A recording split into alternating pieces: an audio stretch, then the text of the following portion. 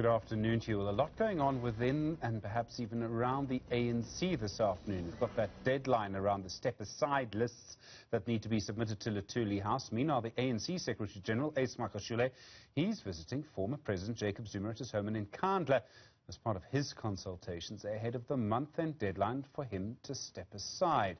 Our reporter Bonga Dlulane is there. Bonga, good afternoon to you. I mean, do we know what exactly these two, what Ace Magashule and the former president are talking about? Do we know if tea, once again, is on the agenda?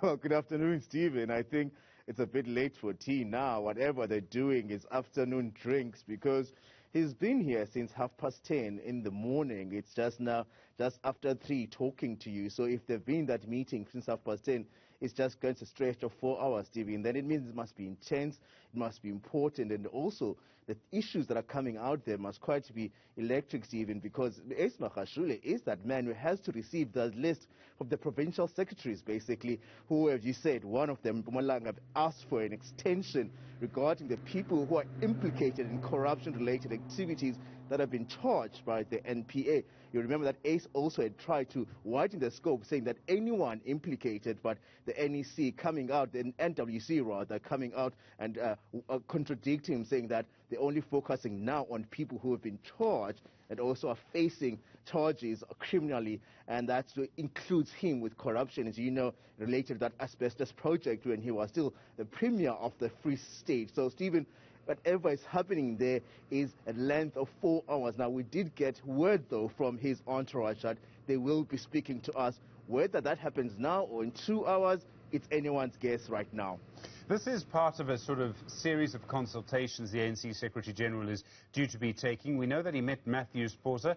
Is he still due to meet the former President, Thabo Mbeki? Well, Stephen, that's the big question as to where to from now, because we do understand that also it's not the last stop here speaking to former President Jacob Zuma. You always remember that Ace Magashule, as always says, he has quite high regard and respect for the former president. It also comes into question whether a speculation is he planning a revolt, because former President Jacob Zuma has been someone who has defied the courts when it comes to his political battles and also his criminal battles too, Stephen. So whatever advice you should get here, one wonders would be on the lines of whether how to evade the courts, how to maneuver the political and also the criminal justice system.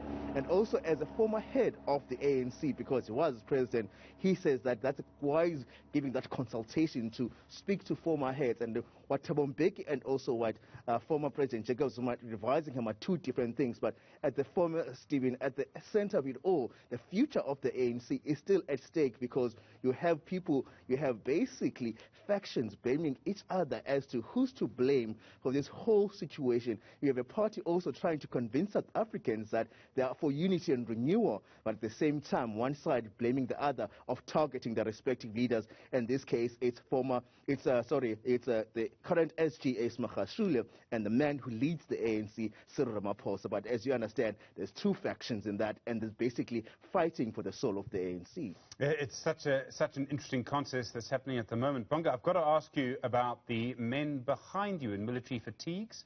Are they part of the SANDF? Are they still members of the MKMVA who are there?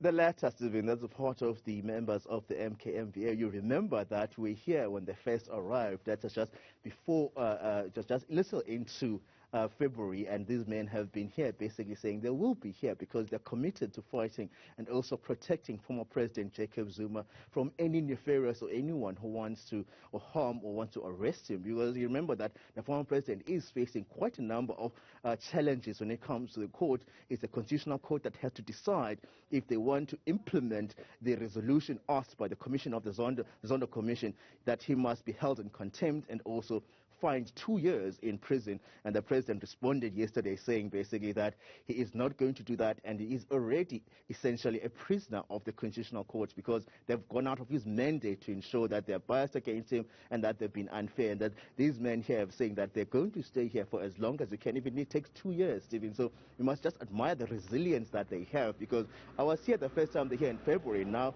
we're in the middle of April, but they're still here saying that they're here to protect the former president. Whether that also includes protecting him against ANC members, well, Stephen, your guess is as good as mine in that direction. But what's clear is that they are very resilient about being here all the time, checking every car that comes in or out, because they want to open the doors and see who's inside, what you're coming here to do, are you allowed to be even inside, even though former President Jacob Zuma does have state-mandated VIP protection from the presidency as one of the perks of being a former president.